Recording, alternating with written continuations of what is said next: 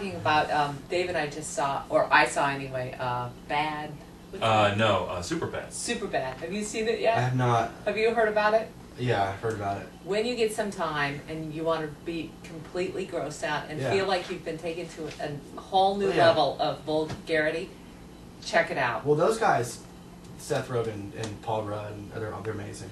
Yeah. They're like the new Will Ferrell. Yeah. And, Owen Wilson kind of got their own thing going on. It's awesome. So when you're a writer, a songwriter, and you see somebody who's like a fantastic screenwriter, do you still appreciate the art for just their ability to turn a phrase and ability to make the whole the story work? Yeah, because there's so many crossovers between. Well, it's all the same too. I mean, like the most normal dialogue can be brilliant with the way you see it or say it or whatever. And that's the same thing with songwriting. I don't. My topics I don't think are going to change the world. Right. I mean, they maybe could. Yeah. But it's not like I'm writing. I'm talking about big topics that are huge in my own life. It's always nice when people, their lives can be changed, or they say it affected them in some way. Yeah. It's just something you just came off the top of your head. So I was curious because you dated Kelly for a long time. Did you get sort of done with dating another performer who also has, huge needs in front of an audience? Or are you going to go for the girls who are not quite out there in the spotlight so much now? It definitely was a lesson learned. I mean, I have to say I'm with a wonderful woman now who's from my hometown, knows where I come from, which is really important for me, and I think it took me going out on the road and being gone for 3 years and literally playing every city in America like 15 times in the last 3 years. Yeah. With all those experiences, meeting people, like I said, I've just come full circle with knowing what I want and what I need in my own life, what I need as a musician, what I need as a person. Yeah. And fortunately, I'm in a relationship now with somebody that, loves me as Graham. You don't have the tabloids following you down the street when you go out to dinner. That had to be a little surreal. But it's great to just come home and have a somewhat normal existence. And have somebody that is in love with you, not just because you're a musician. Yeah. We're in the Lazy Boy Graham Room talking to Graham Colton. His Kelly Clarkson days long behind him now. Long behind him. We're looking forward to the new album. Here Right Now. It's out September 25th. So let's talk a little bit about that. Why did you decide to leave your band of 4 years to do this as a solo artist? I don't think it was a conscious decision at first. I mean, whenever you take 5 guys and you put them in a van and you say, okay, go leave your home for 2 years, 3 years, it's tough. I mean, you're living in a mobile motel room, with 5 dirty, smelly guys. I was kind of plucked out of college, my freshman year of college, to go on tour with Counting Crows, and not to discredit or take away from the value that my friends and / band members added to what I was going through on the road, but I just knew at the end of that cycle it was time for me to be able to, there's a sense you can be somewhat anonymous in a band in your writing, and I feel like I needed to be 100% vulnerable. Step out.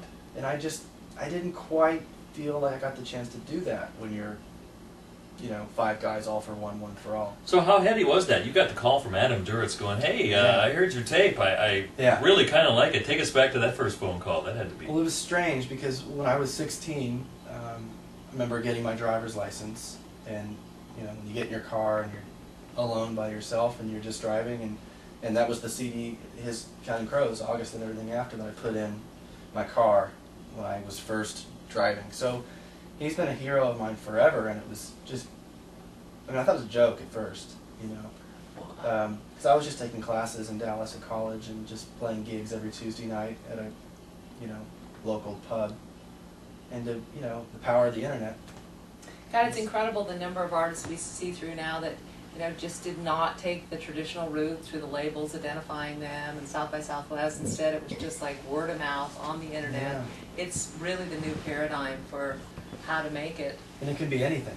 I mean, even as crazy and as far away as American Idol seems to me, like I know nothing about what that would be like. Yeah. There's so many ways, whether it's YouTube or Napster for me, or just the internet or MySpace, or just getting in the van and, you know, going from town to town, shaking hands and playing your music. It's amazing how many new opportunities are out there. I mean, people always come up to me and ask me, how do you break into the music business? And I just said, well, it just depends on what you want to do. How do you want to do it? Yeah. Because there's so many ways. So is there any downside, though, for instance, by this fan identification and getting out your word that way? Is there any way in which the big labels ever say, nah, that guy did it the non-traditional route, we're not going to play with him? Like a backlash? Yeah, is there a backlash? No, I don't think so. I mean, and I only have my personal experience to draw from, and, you know, my label, fortunately, has been nothing but 100% supportive to my development, because, you know, this officially is my second major label release.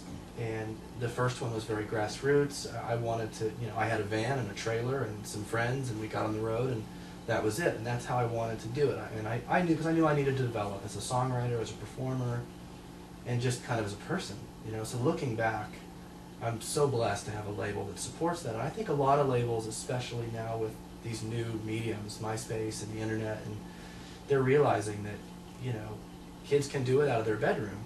Yeah. You know, and have fans across the country and the world. So if the labels don't, you know, really form a partnership and support that,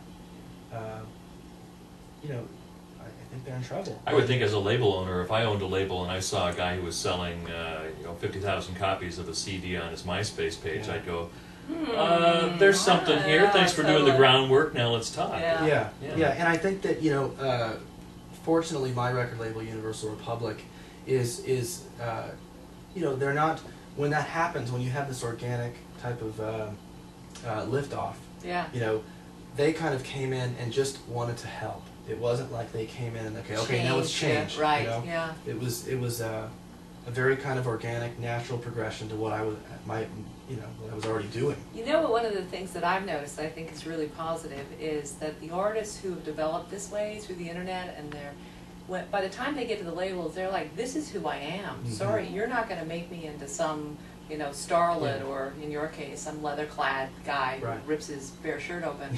You know, that you. Although I don't know that Sheila would mind if that were the case. I'm just guessing. I might scare some children. I don't want that.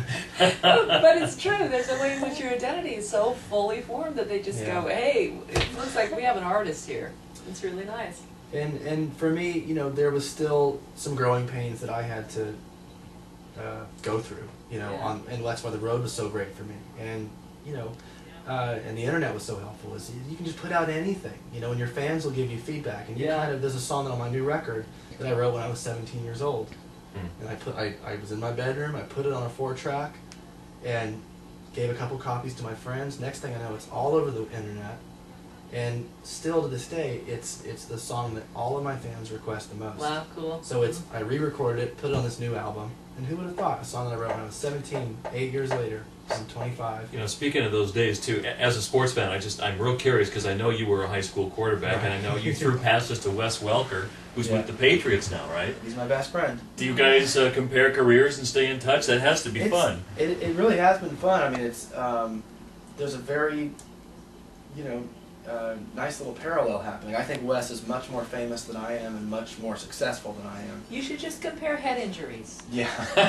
He's, knock on wood, he's been healthy thus far. But yeah, well, give him 4 years. Yeah. I guarantee you're going to have your a better knees will body. be in better shape at the end of it. But it you know, I mean, he and I came from Oklahoma, small school in Oklahoma, and it's been fun because we are, you know, I'll be in one town and he'll be in the next, and it's great to call and touch base with each other. you had to have done the whole Friday nights trip together, small town, totally, high school football. Yeah, there's nothing better. That's the real deal, It was man. a blast. Do you go back for it still? That flavor? My stepdad is a coach on my old team, Fun. so and my sister just graduated from that high school, so I'm very connected. It sounds a little Varsity Blues, Yeah, you know, but cool. but it really is cool. Yeah, I mean, I had a better, great really. high school experience and great memories, and all those experience and memories, whether it was football or cheerleaders or anything, it all is in this album.